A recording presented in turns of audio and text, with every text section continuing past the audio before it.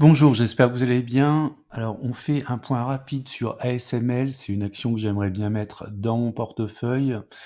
Alors, par erreur, ASML a diffusé donc ses résultats trimestriels hier en fin d'après-midi vers 15h30 sur son site. Elle devait publier normalement ce matin et la publication avec des chiffres qui sont en dessous des attentes a provoqué une baisse très forte du titre, moins 15% en clôture, ce qui a entraîné également une chute sur tout le secteur. Alors ce que je vous propose de voir dans la vidéo, c'est un point sur ASML, STM et Soitec. Alors avant de démarrer, un avertissement, je ne suis pas conseiller financier, cette vidéo n'a pas pour but de vous proposer un placement financier ou un quelconque conseil d'achat, mais uniquement un but pédagogique et de partage. Vous restez responsable de vos investissements. Alors les news, donc elles sont là effectivement. Donc le groupe a publié son chiffre, donc un volume de commandes qui s'est élevé à 2,6 milliards d'euros, nettement sous les attentes puisque le marché attendait 5,39 milliards d'euros. Donc il y a un très gros écart entre ce qui était annoncé et puis les attentes. Alors néanmoins, entre juillet et septembre, le groupe technologique a généré un bénéfice net de 2 milliards d'euros contre 1,58 milliard d'euros au deuxième trimestre. Donc on est toujours en progression, un peu moins forte, mais on est toujours en progression. La marge brute, qui est une mesure très surveillée de la rentabilité, est tombée à 50% contre 51%. À titre personnel, je pense que la marge est quand même à un niveau relativement soutenu et les revenus, eux, ont augmenté de 19% à 7,47 milliards. Alors, une petite projection, les revenus 2024 sont attendus à 28 milliards d'euros. En 2025, le groupe anticipe désormais un chiffre d'affaires compris entre 30 et 35, donc toujours en progression, à peu près de un peu plus de 20%, ce qui est plutôt bien. Et pour une marge brute située entre 51 et 53%, donc on améliore légèrement la marge prévue pour 2025.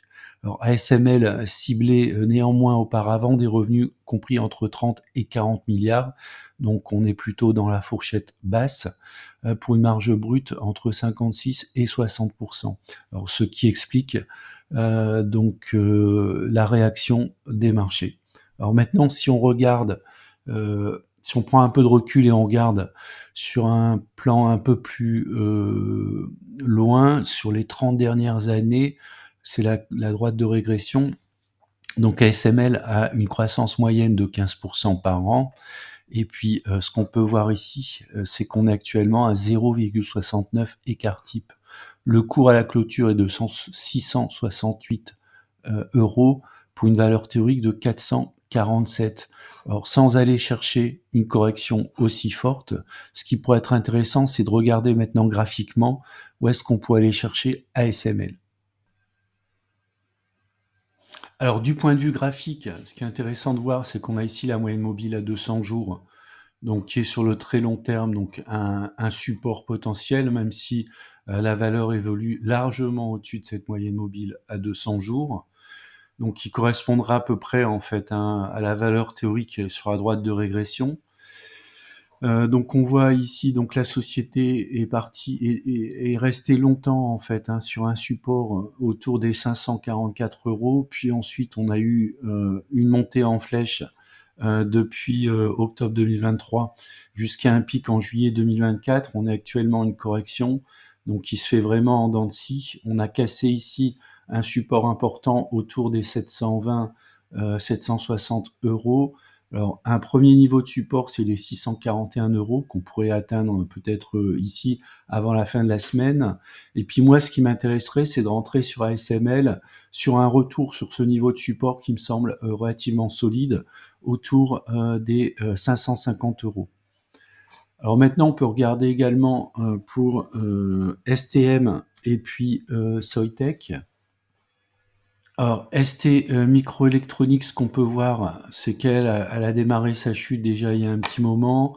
On était sur un niveau de support autour des 28 qu'on a enfoncé. On va en direction d'un niveau de support autour des 20 entre 20 et 22 €, ce qui pourrait être un bon point d'entrée pour entrer en fait sur ST Microelectronics, alors qui est quand même très exposé au secteur automobile, donc attention quand même.